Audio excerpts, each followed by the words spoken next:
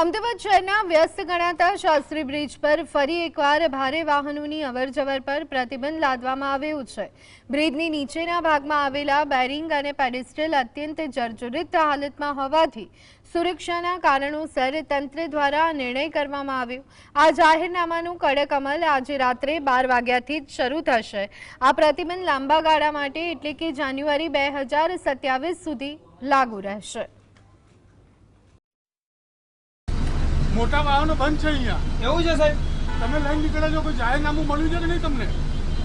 Sorry સાહેબ, મને ભૂલ ગાડીઓને બધું બંધ છે અહીંયા લઈને નીકળવું। એવું છે? બ્રિજ જર્જરિત હોવાથી। હા હા, વાંધો નહીં સર, વાંધો નહીં, તો મારી ભૂલ થઈ ગઈ। હાલો નેક્સ્ટ ટાઈમ આવી ભૂલ નહીં। કોઈ રોક્યા નહીં તમને? પોલીસે નહીં, કોઈ અહીંયા હતું નહીં સાહેબ। તો આપણે એમટીએસ તરફથી કોઈ સૂચના નથી મળી? ના મળે છે। તો કેમ અહીંયાથી ગાડી લઈને નીકળ્યા? અમે જવા માટે પહેલા રસ્તેથી જઈએ છીએ, ખાલી આવવા માટે આવે છે। પણ બંને બાજુ બંધ કરેલો છે રસ્તો, તમને આઈડિયા નથી તેનું? જાહેરનામું પોલીસ કમિશનરનું જાહેરનામું છે સાહેબ। એવું એમટીએસે સૂચન નથી કર્યું તમને કોઈ જાતનું? ના, આજે કરીએ, હમણાં મેસેજ કરીએ તો અચ્છા, જાહેરનામું બહાર પાડે 2 દિવસ થયા સાહેબ। એવું હમણાં આજે આવ્યા તો ખબર નહીં। હજી સુધી આપણે જાહેરનામાની જાણ નથી। હમ અમદાવાદના વિશાલા સર્કલથી પીરાણા તરફ જતો શાસ્ત્રી બ્રિજ આજે રાત્રે 12 વાગ્યાથી જે ભારે વાહનો છે તેના માટે પ્રતિબંધિત જાહેર કરવામાં આવ્યો છે।